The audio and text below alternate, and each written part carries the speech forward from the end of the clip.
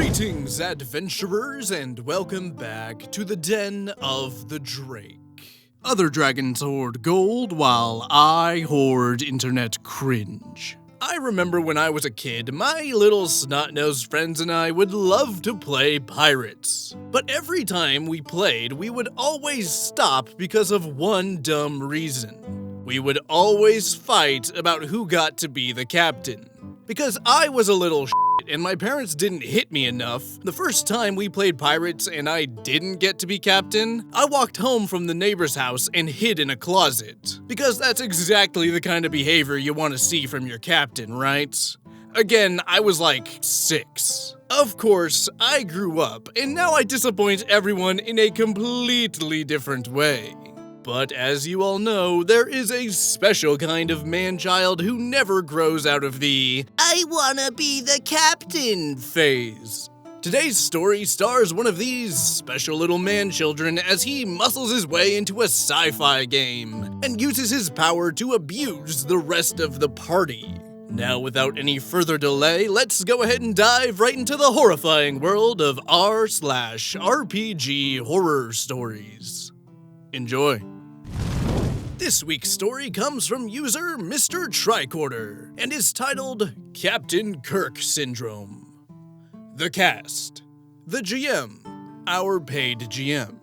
Kirk, the captain, self-proclaimed Gygaxian. Spock, the pilot, my character. Johnny, the mechanic? A play at Johnny number 5, I think. And the rest of the crew. Originally, I had signed up for a different campaign. It was going great, and after some sessions, 4 or 5, the GM offered a 1-month advanced payment plan with a nice discount for regulars, so I took the deal. Shortly after, though, I had just paid, the GM approached me and told me that the group of 7 people was way too big, so he was gonna move me to another group. Bummer. It was fun so far, and those guys were great. Although I do agree that 7 players is a bit too much in general. As a kind of compensation, he promised that the group would only consist of veteran players that he handpicked for something really special, so that I get my money's worth. In hindsight, I agree. It was a special kind of disaster. Session 0. As suggested by the cast, the GM was running a space exploration game, though in a homebrew sci-fi setting with tons of borderline magical technology. During Session 0, I came to meet my fellow players for the first time, especially Kirk. Picking our roles on the ship, Kirk immediately went for the captain. The GM inquired about Kirk's expertise as a captain, and he immediately played the Gygaxian card, stating how he played D&D since the 1st edition and all that crap. Not that I cared too much. Some of these Gygaxians are horrible GMs or players. But the GM liked it, and I couldn't think of anything wrong at that point. So, we had a captain. Session 1. Session 1, we start by doing some basic dungeon delving inside an abandoned space station. After we secured it, we split up to investigate some of the more notable sites. The GM goes through every crew member, asking for 1 or 2 roles, and then tells them what they found and tries to move things along quickly. I was the last one in that order, and finally my turn came up. But before the GM and I get to talk, Kirk interrupts and yells through the VC, "Spock, report!" Well, I have patiently awaited my turn, and since Kirk was in the same voice chat, he obviously knew that I can't report anything until I spoke and asked the GM. What is there to report then? But during the GM's narration, he interrupted again. "Spock, come in! This is the captain speaking! Are you there? Answer the call!" The GM stopped mid-sentence and asked me what I reply instead. I now had to play out this scene. To be honest, it felt really silly. Of course, I tried to put Kirk aside again and told him to give me a minute. I'm almost done. And then Kirk decided to scold me for slacking off on the job. This is even more silly, so I tell him out of character to back off and let me talk to the GM first. But no. Now Kirk, out of character, scolds me for metagaming. He said that my character wouldn't know about any talks to any GM, and as the captain, it's his duty to discipline the crew. I have no clue what he was thinking, but for me, he turned from decent to obnoxious in no time. The GM intervened and asked us both to leave it alone so that the game can move on. We agreed, but I believe for Kirk, this was the build-up for the next session. I've been on the force for about 10 minutes now. I've been playing at this game for a long time. Society needs a hero to save it from overplayed RPG systems, and I'm that hero. Not the one that it needs, but the one that it deserves. I'm just a man with an apotheosis rulebook and a dream. This is my story. Big Spoon to Little Spoon, do you copy? Are you sure those are the code names you want to go with? It's normal to have doubts at a time like this, Little Spoon, but our mission is important. Apotheosis is a new RPG brought to you by die-hard members of the role-playing game community that builds on the groundwork of RPGs that came before, while also delivering a completely unique and realistic feeling to combat, character creation, magic, and— Hey, they just started their session! Now, go, go, go! Police, hands up! Who the hell are you? I'm Big Spoon. This is Little Spoon. You're being charged with not playing Apotheosis. Hey, yeah! If you had been playing Apotheosis, you could have utilized the system's unique evasion system. Since you're playing a traditional RPG, Little Spoon's attack was destined to hit you because of his insane bonus with improvised weapons. Yeah! Meanwhile, Apotheosis utilizes an evasion and wound system that places focus on narrative and combat realism. Unlike in other RPGs where creatures take a certain amount of damage before dying, Apotheosis chooses to eliminate meta-knowledge completely by allowing creatures to evade a certain number of attacks based on their environment, gear, and skills before eventually being wounded. And just like in real life, a severe wound has the potential to kill the creature if they're not careful, leading to many more intense and cinematic set pieces in combat. Oh my god, he's bleeding! Are you even real cops? Ma'am, please. I'm an expert on crime. I've done a lot of it. This could have been avoided if he had access to Apotheosis's character creation system. Apotheosis has a character creation system so in-depth that it's possible to create approximately 500,000 meaningfully unique character builds. Perhaps he should have picked up a resistance to flying books, or invented a spell to make his skull harder. Drake, I think this guy may have to actually go to the hospital. And the best part? I'm in the game. Just message Den of the Drake to their Facebook, Instagram, or Twitter page, and they'll respond by sending you stats for an exclusive boss monster, the Drake, which can be used in your Apotheosis games. Just click the links in the description and check out the Apotheosis full release. Good job, Little Spoon. Another day saved thanks to Apotheosis. I think I killed a man. Yeah, we should probably get out of here before the real police show up. Session 2. I was actually the pilot of our ship. I picked up an ability that allowed me to steer the ship telepathically, so I didn't even need to be on the bridge or even on the ship. I think it was pretty neat. Our ship had suffered some damage and ran low on power.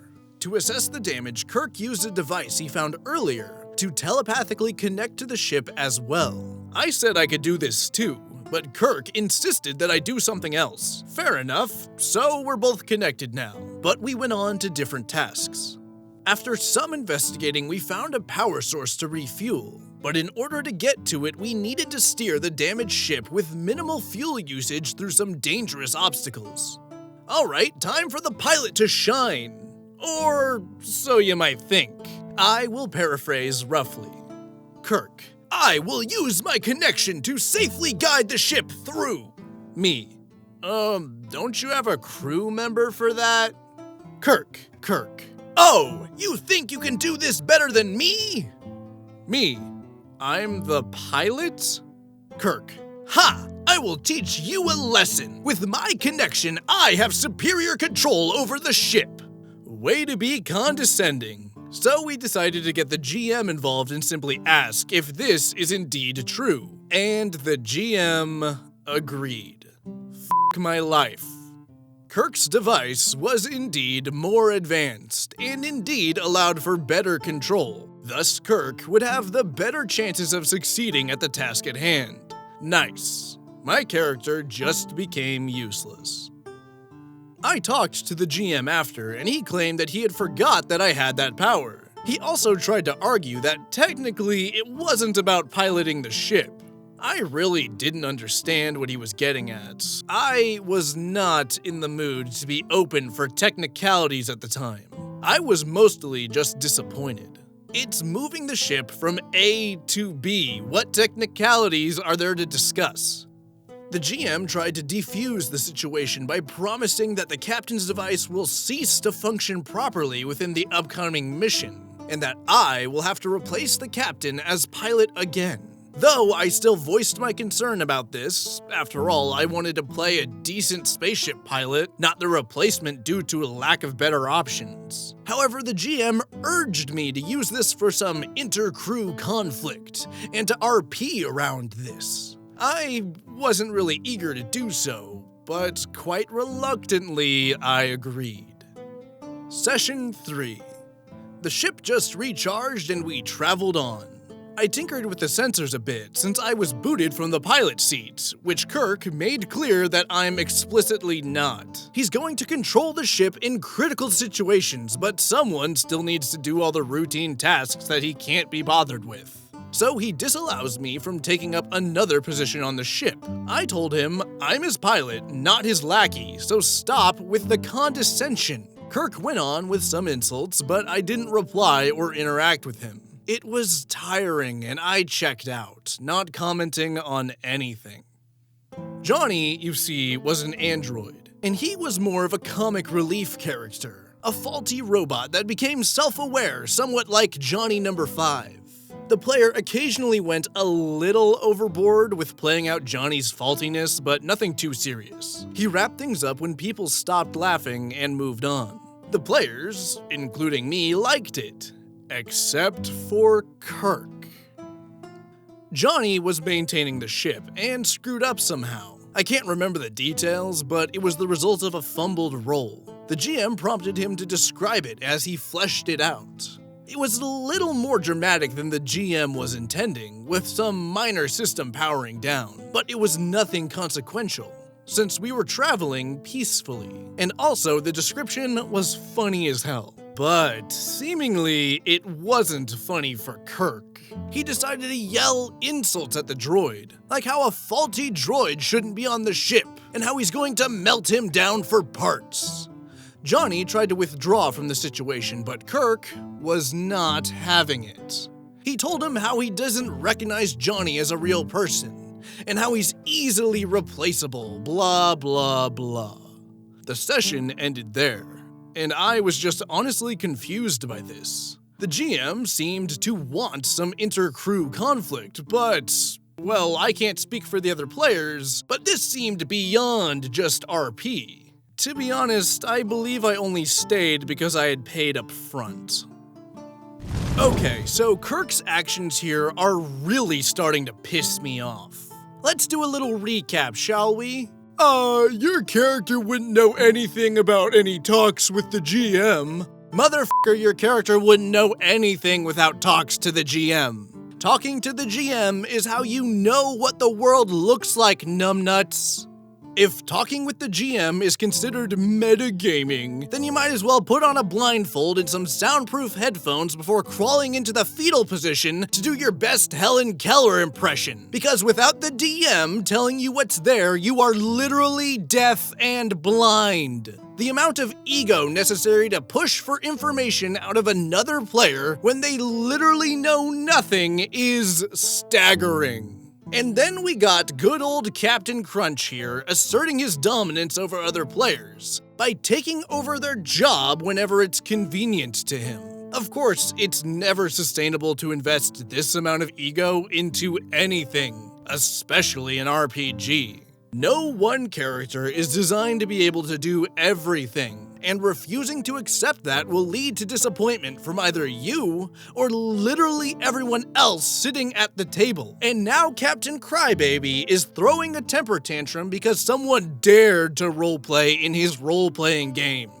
I think the reason why I'm getting so upset here is because I play a lot of joke characters. It's what I find fun. And I will admit that sometimes the joke can get in the way. But that is never an excuse to try and assert your dominance over another player for just trying to have fun. William Shatner would be disappointed in you, and he f***ing made this. Session 4. Another planet, another dungeon. It was an underwater research post this time. The ship could dive, so we docked directly into the dungeon. Kirk immediately ordered Johnny and me to stay on the ship. Of course, we questioned this order, since this dungeon was obviously meant to be explored by the entire group. Kirk explained that as the captain, he doesn't need to justify his orders, and we need to follow them to the letter. After some back and forth, he explained that Johnny was too unreliable to take on to any missions. The GM confirmed that this would indeed lead to Johnny and me sitting out the entire session. But Kirk was adamant about it, and also directly refused to the GM to explain why I need to sit out too. Johnny and I decided to ignore our orders and started exploring the station anyway. Kirk was fuming. He stopped the session and confronted the GM, demanding that he makes us follow his orders. He threw a tantrum about us not respecting his authority as a veteran player, as well as the captain. Johnny and me argued. We came here to play, not to wait or to miss out. So by default, his orders don't matter if he doesn't use them to enable the group instead of just bullying everyone. The GM didn't say anything, so Kirk continued throwing his tantrum. In his final form, he accused everyone of metagaming and tried making a point about how we sabotaged his captain experience as a player. He wanted to be captain and give orders, and we ruined it. Quite specifically, he accused me of ruining his spotlight with my telepathic abilities. I have robbed him of his opportunity to command the ship, and made it impossible to play the captain, however that may be. His argument felt pretty silly, so I didn't reply. Quite late into the discussion, the GM told him to just make a new character and leave it. The session ended there, and I pretty much regretted paying up front. Unfortunately, I didn't have the sense to just bail and forget about the payment. So, actually, we went on to see Session 5. Curse you, past cheap me! Kirk had made a new character in the meantime, but the new character immediately called me the captain for whatever reason. I told him in character that this ship does not have a captain. He went on about how a ship without a captain is not functioning, and how this is a stupid idea to run a ship without one. So, in his power as a fresh visitor on board, he decided to designate me as the new captain. This was quite confusing for everyone. The GM asked him to elaborate on this, so that we can all make sense of what he's trying to accomplish here. Kirk insisted that I need to accept my role in his downfall as a captain, so I need to be the new captain as I toppled over his old reign as said captain. What the hell? Pretty much everyone agreed that this is stupid and more meta than anything that he ever accused us of. So Kirk started yelling insults and then left the voice chat. The session ended there, and I was quite relieved that Kirk was finally gone. The GM talked to us in the Discord text chat that he had actually talked to Kirk to bring him back into the game. I didn't stay to find out what happened. I just told him that I won't play in any group together with Kirk, and that I had lost too much trust in the GM to keep playing, before I finally left. End of story. Okay, I get being a cheap ass because I am one, but oh my god, it has been a long time since we've encountered a problem player this insufferable. I mean, we encounter some pretty outlandish people here at Den of the Drake, but sweet God in heaven, there are some people that just make you mad. If anything, emulating Kirk's behavior is a guaranteed way to not get people to follow your orders. First off, a player should not be giving orders to other players. Ever. Period. And secondly, if you're so sold on having your captain experience, then you better be prepared to shoulder everything that comes with it, buddy, because the captain always goes down with the ship, and I'm ready to kamikaze this bitch out of pure spite. Now before we go, let's take a look at this week's Gallery of the Drake. This week's fan art comes from viewer Phoenix of America, and depicts the Den of the Drake attitude that I know you have all come to know and love. In this particular scene, we see myself filing a formal complaint with the local lord. Excuse me, do you know who I am, you cretin? I am Den of the motherfucking Drake. And yes, I do think I deserve a discount, and yes, I do think I should be allowed to park in the handicapped spot because being a YouTuber is a disability, goddammit! Sir, this is a Wendy's. Thank you again, Phoenix of America, for submitting your art. If you want to see your artwork featured in Gallery of the Drake, be sure to send it to the email in my About section. Fan art is my favorite part of doing YouTube, and it means the world to me that I can inspire artists like you to create artwork like this. With the story over and artwork displayed, we're gonna go ahead and wrap up. If you enjoyed the video, be sure to like, comment, and subscribe. And if you feel like supporting the channel further, Patreon and merchandise links are in the description. I would like to thank you all for listening, and I hope to see you next time in the Den of the Drake.